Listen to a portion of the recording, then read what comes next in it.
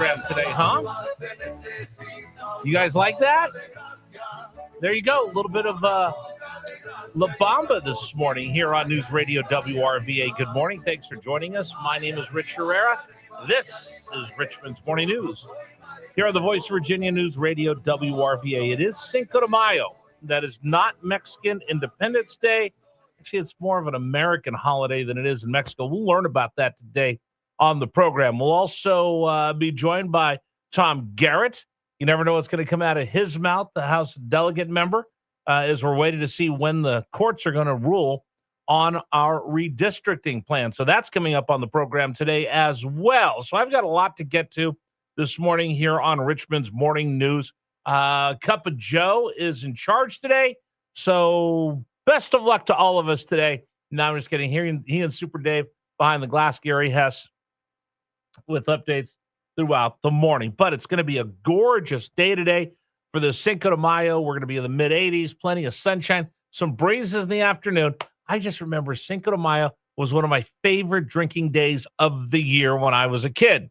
When I was a bartender, did I make a ton of money on Cinco de Mayo, St. Patrick's Day, the day before Thanksgiving. Those are my biggest drinking days to make money as a bartender. So hope everybody's going to go out and have a margarita, taco, burrito, whatever you have to do to celebrate Cinco de Mayo. But we're going to actually learn what Cinco de Mayo is on the program today. So I have all that going for us this morning here on Richmond's Morning News. How about we kick things off like we do every week, every show, every opportunity that we get together. Let's kick it off with Richmond's Morning News Brief. All right, story number one on our agenda for today. The ceasefire is hanging on by a thread. I think it's already been broken. Iran attacking U.S. naval destroyers as we slept overnight. Here's the latest from Fox News. Number one. The conflict could get significantly more intense and soon. Pentagon sources telling Fox that the U.S. may resume major combat operations any day now.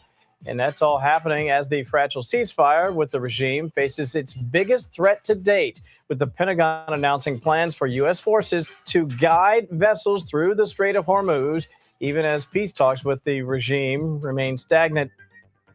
So the latest is last night, the USS Truxtun, the USS Mason came under quote-unquote sustained Iranian attack in the Strait of Hormuz by drones, by small boats, and missiles yesterday.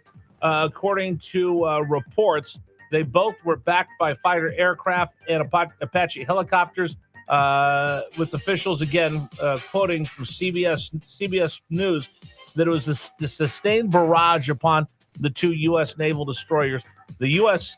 Did have two cargo ships, U.S. flag, got through the Strait of Hormuz yesterday without an incident. But now that Iran has said, listen, you start pushing ships through the Strait of Hormuz, we control this waterway, we will attack.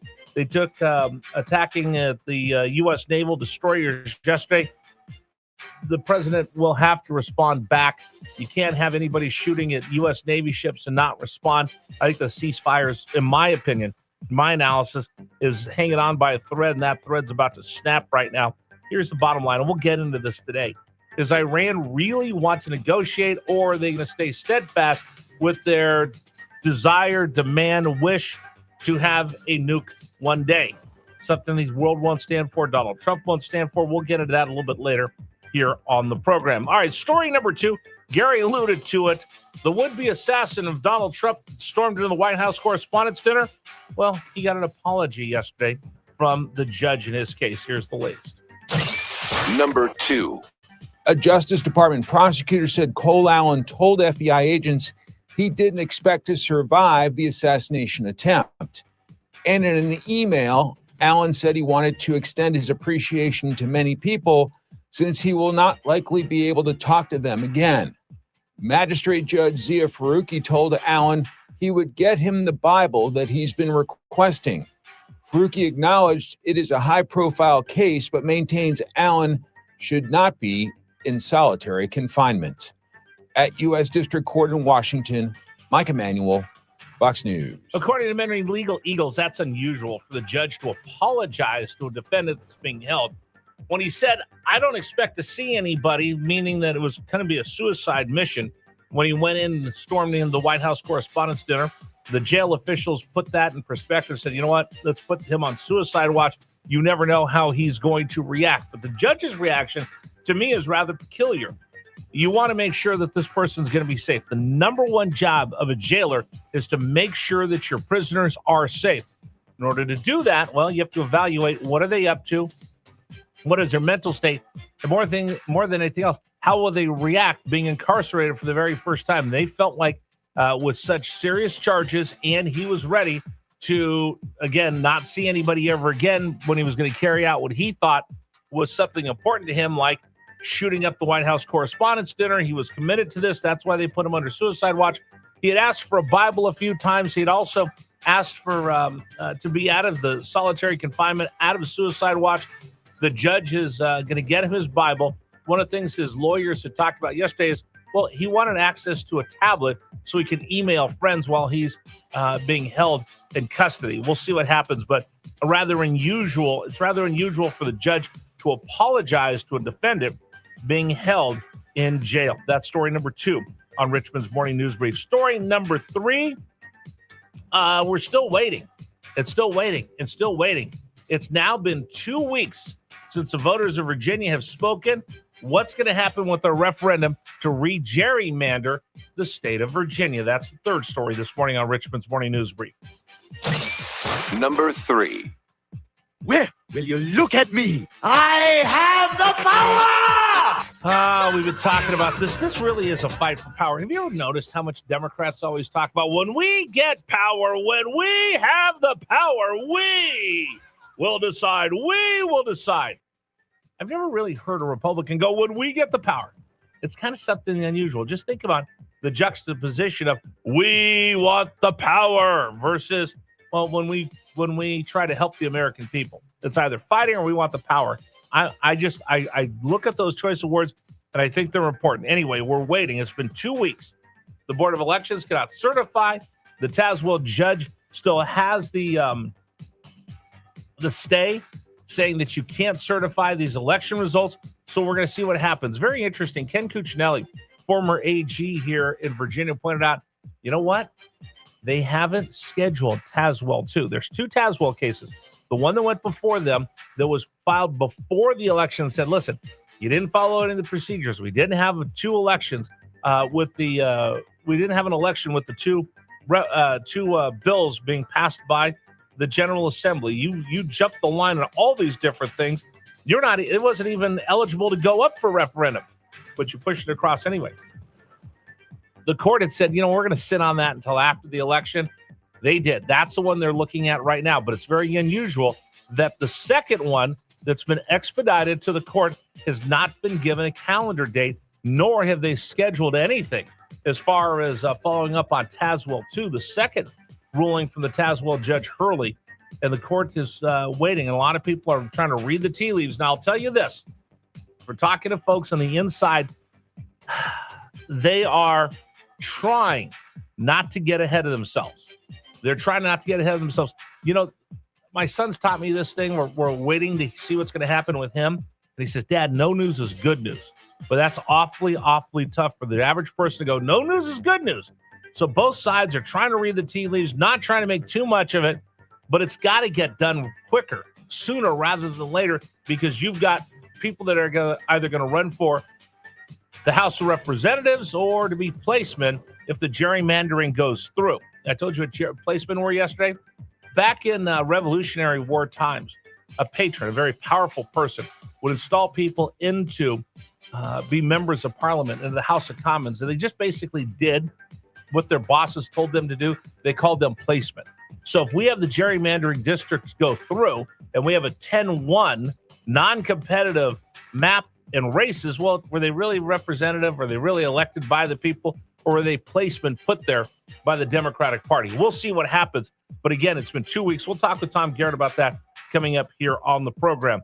Story number 4, good news for Rudy Giuliani after a scare yesterday. Number 4. America's mayor, former mayor of New York City, Rudy Giuliani, had his last rites given to him, and people were concerned he was on He was in intensive care, critical care. They brought in the priest, gave him his last rites, but afterwards he started to recover, feeling better. They've taken him off of his respirator. So again, hopes and thoughts and prayers with Rudy Giuliani, America's mayor, under duress right now, health-wise, and we'll keep an eye on that and report to you as we continue. All right, big story number 5 today, Cinco de Mayo. Number 5.